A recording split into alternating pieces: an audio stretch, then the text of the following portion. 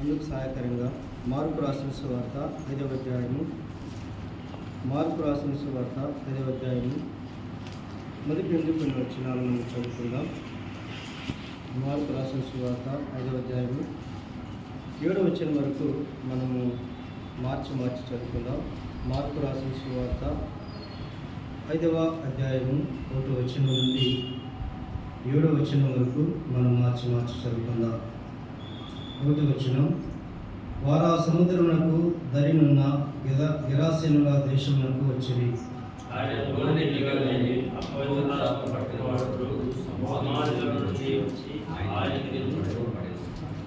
వాడు సమాధులలో వాసము చేసేవాడు, సంఖ్యలతోనూ వరును వారిని బంధింపలేకపోయాను.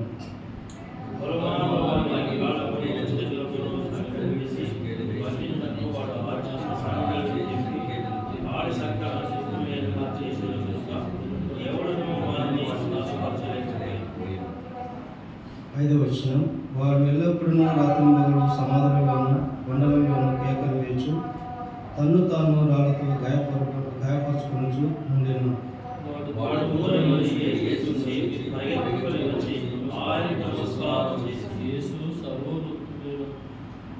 ఏడవ వచనం, యేసు సర్వోన్నతుడైన దేవుని కుమారుడా, నాతో నీకేమి, నన్ను బాధపరచుకోమని దేవుని పేరట నీకు ఆనబెట్టుచున్నానని బిగ్గరగా కేకలు వేసెను. 7వ వచనం దయచేసి మనమందరము గట్టిగా స్పష్టంగా చదివి ప్రభువుకు మహిమ చెల్లించుదాం. యేసు సర్వోన్నతుడైన దేవుని కుమారుడా, నాతో నీకేమి, నన్ను బాధపరచుకోమని దేవుని పేరట నీకు ఆనబెట్టుచున్నానని బిగ్గరగా కేకలు వేసెను. ప్రియమైన దాని బిడ్డారా, చదువుకున్న వాక్య భాగం మనం అందరం మెరుగుదము. ఆయా సమయాల్లో ఆయా రీతులుగా దేవుని దాసులు మన ప్రియులు అందించగా విని ఉంటాం. అయితే ఈ సమయంలో ఆరాధన సహాయకరంగా చదువుకున్న భాగంలో నుండి 2 మాటలు మనము జ్ఞాపకం చేసుకుందాం. చదువుకున్న భాగంలో మరి గెరాసేనుల దేశంలో సేనాని దయం పట్టిన వ్యక్తి మరి ఉంటున్నట్లుగా మనం చూస్తున్నాం. అతనికి నివాసము సమాధులలోను కొండలలోను మరి రాత్రింబగలు జీవించేవాడని, అతడు తన్ను తానే గాయపరుచుకున్నవాడని, అతడు యేసు ప్రభు దగ్గరికి వచ్చి పరిగెత్తుకుని వచ్చి నమస్కారం చేసి, సర్వోన్నతుడైన దేవుని కుమారుడా, నాతో నీకేమి, నన్ను బాధపరచుకోమని దేవుని పేరట నీకు ఆనబెట్టుచున్నానని బిగ్గరగా కేకలు వేసినట్లుగా మనం చూస్తున్నాం. ఈ యొక్క ఉదయకాలంలో ప్రభువును ఆరాధించడానికి వచ్చిన మనము, ఒక వ్యక్తి సేనాను దయ్యం పట్టిన వ్యక్తి, ఆ యొక్క వ్యక్తి మరి ఎక్కడుండేవాడు, సమాధులలోనూ నివాసము చేసేవాడని చూస్తున్నాం. అతని స్థితి ఎలాగుందంటే మరి తను తాను గాయపరుచుకున్నవాడని మనం చూస్తున్నాం. రెండవదిగా అతనిని మనుషులు కూడా సంఖ్యలతోనూ బంధించినప్పుడు ఆ సంఖ్యలను తొత్తునీలుగా చేసేవాడుగా మనము చూస్తున్నాం. అయితే ఇతనిని ఎవరునూ సాధపరచలేనటువంటి స్థితిలో ఉన్నటువంటి ఈ వ్యక్తి. అయితే ఈ వ్యక్తి యేసు ప్రభు తన దగ్గరకు రాగానే ఆయనకు నమస్కారం చేసి అనే మాట మనం చూస్తున్నాం. ఆయనకు నమస్కారం చేసి అతడు పలుకుతున్నటువంటి దేవుని ఎలా హెచ్చిస్తున్నాడో చూడండి, మనం చూస్తున్నాం. సర్వోన్నతుడైన దేవుని కుమారుడా. ప్రేమైన దేవులారా, ఆ వ్యక్తి ఏ స్థితిలో ఉన్నాడు? దురాత్మలతో నిండిన స్థితిలో ఉన్నారు కదా. తనకు తాను స్వాధీనం లేని స్థితిలో ఉన్నారు. అవునండి, దయ్యము పట్టిన వ్యక్తి స్వాధీనంలో ఉంటాడా? లేదు. అయితే తనకు తాను స్వాధీనం లేనప్పుడు, తను తాను గాయపరుచుకుంటున్నప్పుడు, తాను కొండలలోనూ సమాధులను కేకలు వేస్తూ తిరుగుతున్నప్పుడు అలాంటి వ్యక్తి దగ్గరికి దేవాది దేవుడైన యేసుక్రీస్తు ఆయన దగ్గరికి రాగా అతను చూసి నమస్కారం చేసే మాట మనం చూస్తున్నాం. ప్రేమగా అతను చూసి నమస్కారం చేసి మరి దేవుని ఎలాగో జ్ఞాపకం చేసుకుంటున్నాడు, ఏమని జ్ఞాపకం చేసుకుంటున్నాడో మనం చూస్తున్నాం. ఏమంటున్నాడు? సర్వోన్నతుడైన దేవుని కుమారుడా, నాతో నీకేమి. రెండో మాట, నన్ను బాధపరచుకోమని దేవుని పేరట నీకు ఆనబెట్టుచున్నాను. దేవుని ఏమని జ్ఞాపకం చేసుకుంటున్నాడో ఉదయ కాలంలో మనం జ్ఞాపకం చేసుకుందాం. ఆ యొక్క వ్యక్తి ప్రియులరా, మరి అదుపులేని వ్యక్తి ఎలాగో దేవుని జ్ఞాపకం చేసుకుంటున్నాడో, ఎలాగో దేవుని ఆరాధిస్తున్నాడో మనం చూస్తున్నాం. తన శరీరం తన కంట్రోల్లో లేదు, తన దేహము తన కంట్రోల్లో లేదు, తన ఆలోచనలు తన కంట్రోల్లో లేవు. అయితే ఆ వ్యక్తి దేవుని జ్ఞాపకం చేసుకునే విషయంలో దేవుని ఎంతగానో గొప్పగా హెచ్చిస్తున్నట్లుగా మనం చూస్తున్నాం. దేవుని జ్ఞాపకం చేసుకునే విషయంలో ఎంతగానో దేవుని హెచ్చిస్తున్నట్లుగా మనం చూస్తున్నాం. అంత మాత్రమే కాదు, అతడు అక్కడ ఏమని తెలుసుకున్నాడంటే, సర్వోన్నతుడైన దేవుని కుమారుడా, దయ్యాలతో పట్టిన వ్యక్తి, సేనాను దయ్యాలు పట్టిన వ్యక్తి, దురాత్మను పట్టిన వ్యక్తి దేవుని ఎంతగా హెచ్చిస్తున్నాడో మనం చూస్తున్నాం. ఎంతగా దేవుని ఆరాధిస్తున్నాడో మనం చూస్తున్నాం. ఎంతగా దేవుని గర్వపరుస్తున్నాడో మనం చూస్తున్నాం.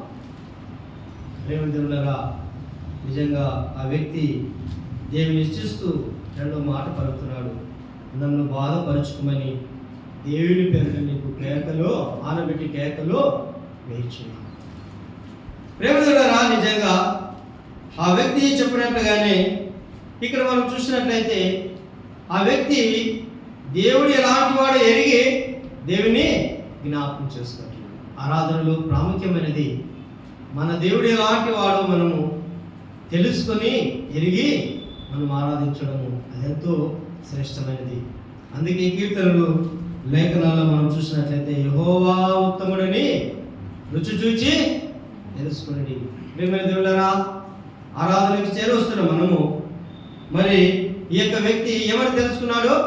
యెహోవా ఉత్తముడని తెలుసుకున్నాడు, ఆయన సర్వోన్నతుడని తెలుసుకున్నాడు, ఆయన దేవుని కుమారుడని తెలుసుకున్నాడు. అందుకే ఏమంటున్నాడు?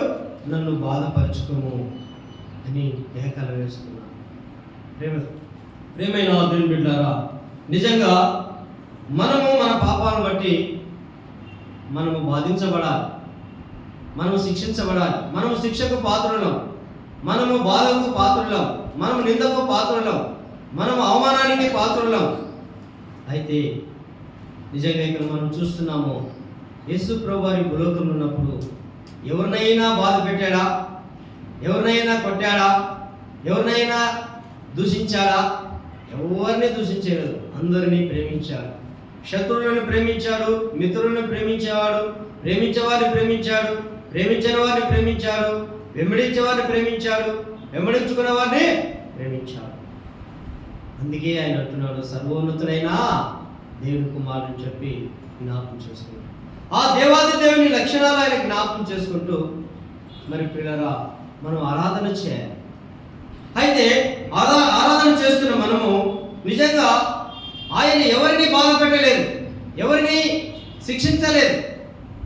అయితే ఆ సేనాను దయ్యం పట్టిన వ్యక్తి పలికినట్లుగానే మన పాపాలు బట్టి మనం బాధించబడాలి, మన పాపాలు బట్టి మనం శిక్షించబడాలి, మన అతిక్రమాలను బట్టి మనం నలగొట్టబడాలి, మన దోషములను బట్టి మనము గాయపరచబడాలి.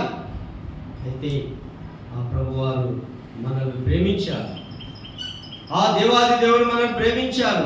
ఆ వ్యక్తి సెలవిచ్చినట్లుగానే సర్వోన్నతుడైన దేవుని కుమారుడు మనల్ని ప్రేమించారు, మనపై తన దయను ఉంచారు, మనపై తన కృపను ఉంచారు.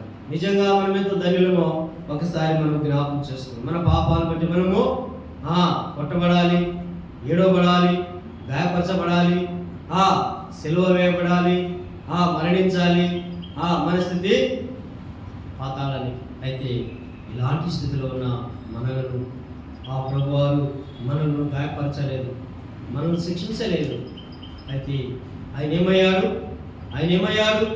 పేతురు భక్తుడు రాస్తూ మొదటి పేతురు పత్రిక 2వ అధ్యాయము 20-22 వచనాలు మనం చూస్తే, క్రీస్తు కూడా మీ కొరకు బాధపడే మాట మనం చూస్తున్నాం.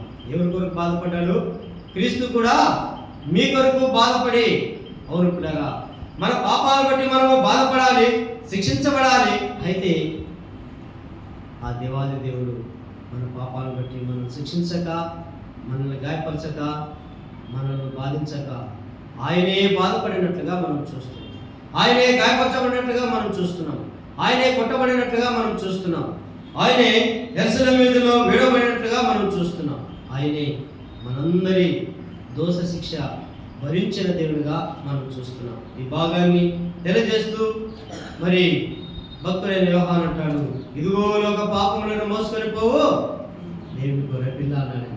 నిజంగానే మనందరి దోషములను ఆయన భరించడానికి ఆ కలవరశిలలో ఆయన వేలాడదీయబడిన దేవుడిగా మనం చూస్తున్నాం. నిజంగా మన స్థితి నశించిన నరకానికి వెళుతున్నట్టు మన స్థితి పాపమునొచ్చు జీతము మరణం. మనము పాపం వల్ల మరి శిక్ష కూడా మనము పాత్రులం. ఇలాంటి వారమైన మనలను సర్వోన్నతుడైన దేవుని కుమారుడే మనల్ని ప్రేమించి ఆ దేవుని కుమారుడు ఎలాగొచ్చాడు? నశించిన దానిని వేదిక రక్షించుటకు ఎలాగొచ్చాడు? మనిషి కుమారుడుగా వచ్చానని లూకా సువార్త 19:10 మనం చూస్తున్నాం. దేవుని కుమారుడే కానీ ఆయన మనిషి కుమారుడుగా ఈ లోకానికి వచ్చి ఆయన మన కొరకు బాధింపబడిన దేవుడుగా, ఆయన మన కొరకు కొట్టబడిన దేవుడుగా, మన కొరకు ఆయన గాయపరచబడిన దేవుడుగా, మన కొరకు ఆయన అవమానించబడిన దేవుడుగా, మన కొరకు ఆయన మరి నిలువల్ల గాయాలు పొందిన దేవుడిగా మనం చూస్తున్నాం. అవును పిల్లరా, అందుకే పేతురు అంటాడు, మీరు ఆయన పొందిన దెబ్బల చేత మీరు స్వస్థత పొందుతారని ఆ భాగాల్లో మనం చూస్తున్నాం. 2వ అధ్యాయం 24-25. అవును పిల్లరా, నిజంగా మన దేవుడు మనల్ని బాధించగా మన పాపల యొక్క శిక్ష నిమిత్తమై ఆయనే బాధించబడ్డాడు, ఆయనే కొట్టబడ్డాడు, ఆయనే అవమానించబడ్డాడు. ఆయన మన కొరకు రక్తం గాచి ప్రాణం పెట్టి సమాధి చేయబడి తిరిగి 3వ దినమున లేపబడిన దేవుడుగా మనం చూస్తున్నాం. నిజంగా ప్రియులరా, ఆయన సర్వోన్నతుడైన దేవుని కుమారుడే. అయితే మన పాపముల యొక్క పరిహారం చెల్లించే విషయంలో ఆయన మనిషి కుమారుడుగా ఈ లోకానికి దిగి వచ్చాడు. మానవునికి దేవునికి మధ్యవర్తిగా ఆయన నిలిచాడు. మనందరి పాపం యొక్క శిక్షను ఆయన భరించడానికి ఆయన ఆకాశానికి భూమికి మధ్యన వేలాడదీయబడిన దేవుని గొర్రెపిల్లగా మనం చూస్తున్నాం. మన పాపల కొరకు ఆయన గాయపరచబడ్డాడు, ఆయన హింసించబడ్డాడు, ఆయన కొట్టబడ్డాడు. ఆయన మన కొరకు మన యొక్క పాప యొక్క శిక్ష అవద్దు ఆయనే భరించి ఆయనే మనలను పాపం నుండి మరి మరణం నుండి శాపం నుండి శిక్ష నుండి మనల్ని తప్పించి తన యందు మరి క్రీస్తునందు ధన్యులుగాను భాగ్యవంతులుగాను చేసేటట్లుగా మనము చూస్తున్నాం. అవును పిల్లరా, క్రీస్తు యేసునందున్న వారికి ఏ శిక్షా విధియు లేదని లేఖనాలు సెలవించినట్లుగా ఆయన ద్వారా మన పాపం యొక్క శిక్ష అంతయు మన మీదున్న రుణపత్రాన్ని ఆయన కొట్టవేసి ఆయనే భరించి ఆయనే మనలను తన బిడ్డలుగా తన సొత్తుగా చేసుకున్నాడు. తనను ఆరాధించేవారుగా దేవుడు మనం చేసుకున్నాడు. కాబట్టి మనం కూడా ఆ దేవుని ఏమని ఆరాధించుదాం, మనం కూడా ఆ దేవుని ఏమని స్తుతించుదాం.